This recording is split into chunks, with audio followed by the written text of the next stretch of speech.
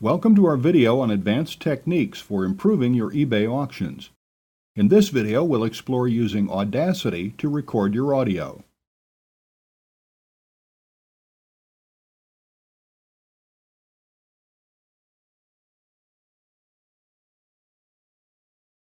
Now, for getting started recording audio for your eBay auctions, if you go to Google and simply search for Audacity, spelled like that, and it should generally be the first result, Audacity, free audio editor and recorder. And I have it open here, and this is the download address for the Windows version. So what I suggest is, obviously, if you have a Windows computer, download the Windows version. And also, I suggest that you download the lame MP3 encoder, as it's called. I'll explain why a little bit later.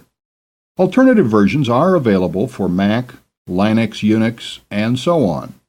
And it's entirely free at this time, and it's been around a while, and it's a great free audio recorder and editor. And it's quite straightforward to use. Okay, I have it open here, and this is how it looks. So for recording, all you need to do first of all is choose the input. Generally, microphone would be fine. And of course, you need a microphone, and you need it plugged into your computer's audio in jack. And then it's simply a matter of pressing the record button and start talking. Then you see that the audio, what you're recording, starts appearing as waveforms, as it's called.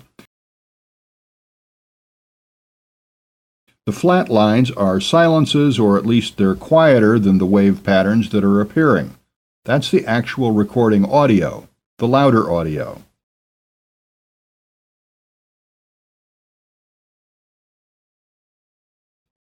And when you're done, simply press stop, and that's it. You've stopped recording your audio. If you're not happy with it, simply close it by clicking there and try again. Record, and we're recording again. So you can keep recording until you're happy with it. And then let's say, okay, I've stopped this recording, and let's scroll to the beginning and click here and place the cursor effectively at the start. And then just press play, and it plays. And it will come out your speakers or through your headphones, and you can check to see if you're happy with it. If you aren't happy, you can do some basic editing. For example, there's a lot of silence here, or actually it's probably a lot of quiet hiss.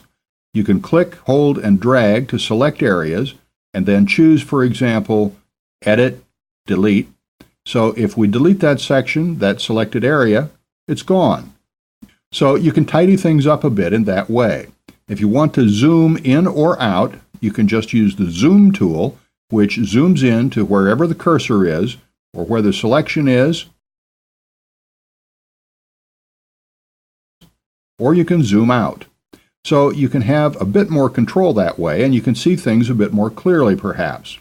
And if you zoom out fully, it gives you a bird's eye view of the entire audio. So when you're happy with that, you want to save it first of all. So let's go File, Save, Save Project, and let's save this project, this Audacity project as it's called, to the desktop. And a shortcut to saving it on the desktop is just to click Desktop here, and let's just call it eBay Audio, and save. Okay, now it's saved, and I can easily make changes if I want to, and I won't lose the original recording, which is obviously beneficial. And actually, a point worth mentioning is that you can actually increase or decrease the recording level here.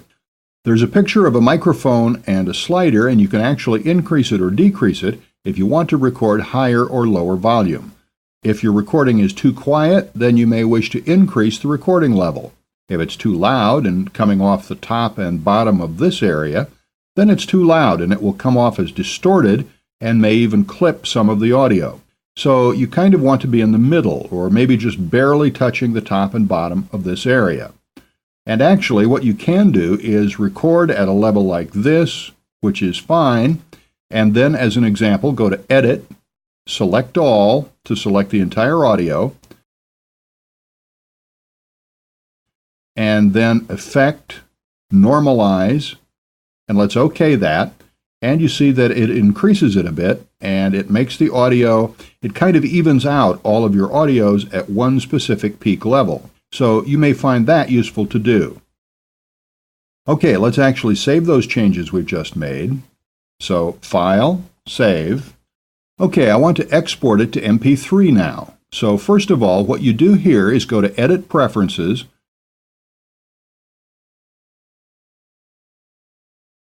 and the File Formats tab, and here, the MP3 export setup. See, currently bitrate is disabled. It's grayed out. I can't affect it.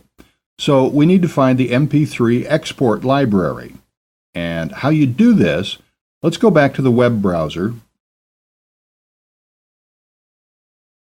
and make sure you've downloaded the lame MP3 encoder, as it's called. And I've gone to the desktop, and I have it here. I have the lame MP3 library here. So it's simply a matter of unzipping it. So let's double click, and then I can choose Extract All Files to extract all the files from this zip. And I'm doing this in Windows XP, so things might look a little bit different depending upon which version of Windows you're using. If you're using an earlier version, you might not have a built-in zip file extractor.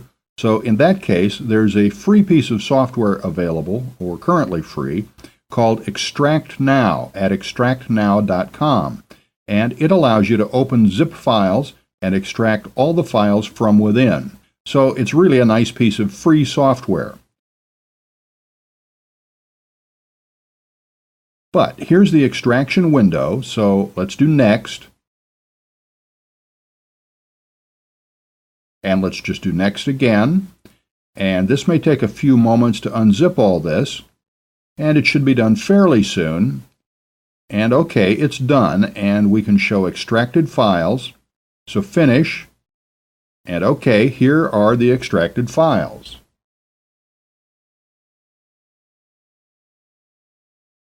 So let's go back to Audacity and let's go back to Edit Preferences, MP3 Export Setup, Find Library.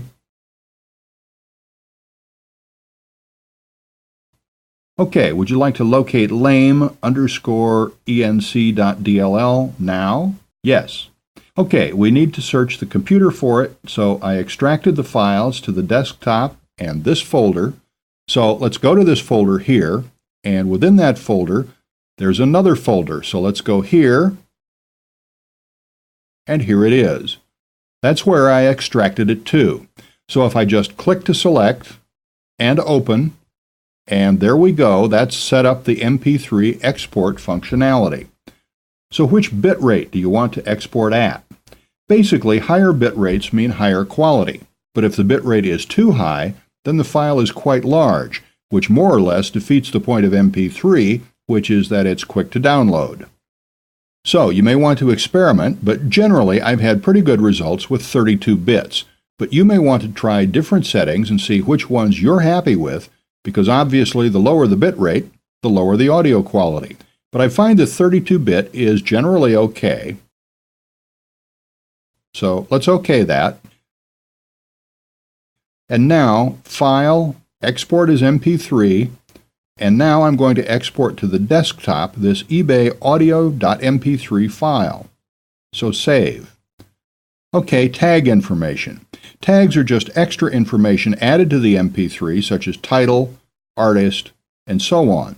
We can just leave this all blank, and for genre, let's see if there's anything that's even vaguely appropriate. It doesn't really matter. And actually, I'm just going to go with Other for the moment. That's fine. So let's OK that. And it's done. That took no time at all because it's a very short audio file, less than 10 seconds long. So here, on the desktop is the MP3 file I just saved.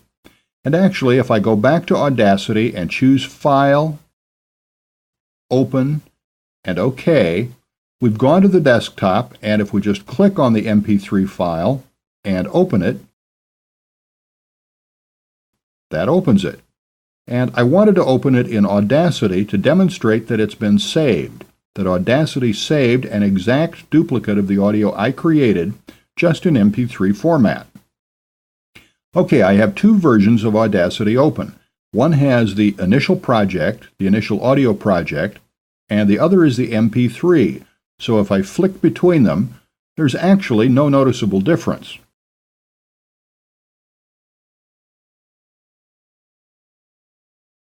Actually, one of them is zoomed in more than the other, so let's zoom out a little there, and they should match up entirely. Okay, hopefully we have the same zoom level now. So here you see 32-bit. That's the MP3. And let's go to the other one, 16-bit. That's the original project. So they look basically identical, and that was, of course, the point. You saved audio, and then you export it as MP3, and you now have a usable MP3 file for your auctions.